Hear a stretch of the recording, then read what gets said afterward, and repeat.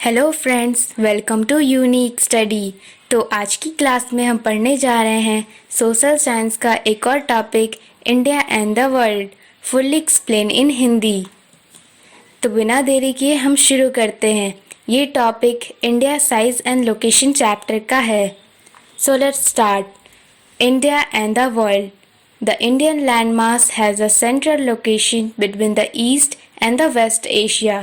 India का जो landmass है वो ईस्ट और वेस्ट एशिया के सेंटर में आता है और इसी के कारण इसको central location between east and the west Asia कहा जाता है।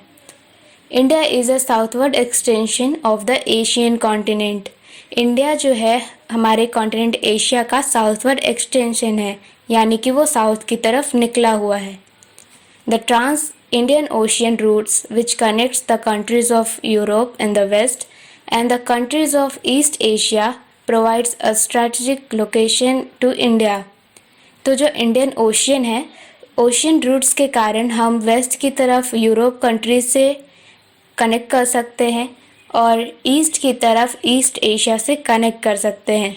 इसके कारण ये एक इंडिया को एक स्ट्रैटेजिक सेंट्रल लोकेशन देता है ताकि ये वेस्ट और ईस्ट दोनों से कनेक्ट कर सके।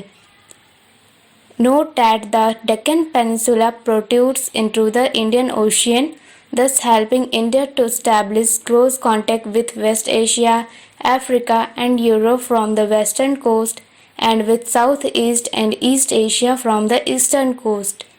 तो हमारा जो डेक्कन पेनिनसुला है, यानी जो नीचे साउथवर्ड एक्सटेंशन, वो इंडियन ओशियन में जाता है, जिसके कारण हम वेस्ट एशिया, अफ्रीका और यूरोप को वेस्टर्न कोस्ट से कनेक्ट कर सकते हैं और ईस्ट की तरफ से साउथ ईस्ट और ईस्ट एशिया को कनेक्ट करते हैं।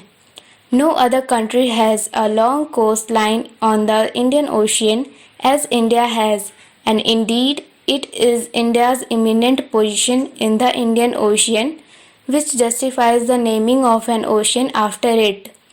इंडिया के पास इतनी लंबी कोस्ट लाइन है जितनी किसी भी अदर कंट्री की नहीं है, जिसके कारण इंडिया एक अकेला देश है जिसके पास खुद की ओशियन है। Do you know, since the opening of Suez canal in 1869, India's distance from Europe has been reduced by 7,000 kilometre. जब 1869 में स्वेज कैनाल की ओपनिंग हुई, उसके कारण यूरोप और इंडिया की डिस्टेंस 7,000 तक रिड्यूस हो गई।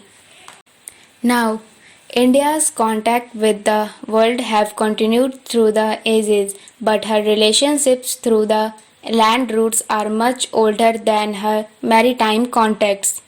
तो इंडिया जब वर्ल्ड के साथ कांटेक्ट कर रहा था, वो भी बहुत पुराने अरसे से, तो उनका रिलेशनशिप ज़्यादातर लैंड रूट से था, यानी कि जो लैंड रूट्स है वो ज़्यादा यूज़ होते थे दैन मैरीटाइम कॉन्टैक्ट्स।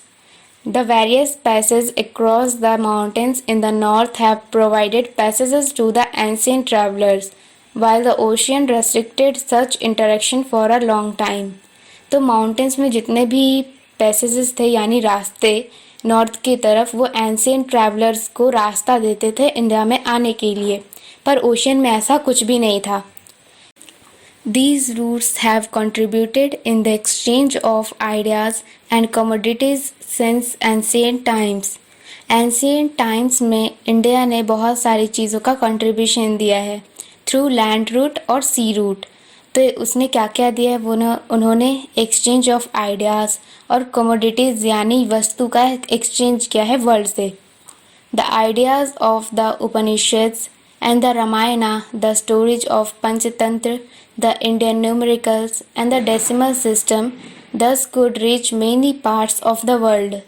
तो हमने जो लैंड रूट और सी रूट पढ़ा है, उसके कारण इंडिया से आइडियाज़ ऑफ उपनिषद लिए गए हैं, रामायणा के आइडियाज़, स्टोरी ऑफ पंचतंत्र और इंडियन न्यूमेरिकल्स, डेसिमल सिस्टम, ये सब वर्ल्ड तक पहुंचाया गया है। The spices, muslin and other merchandise were taken from India to different countries.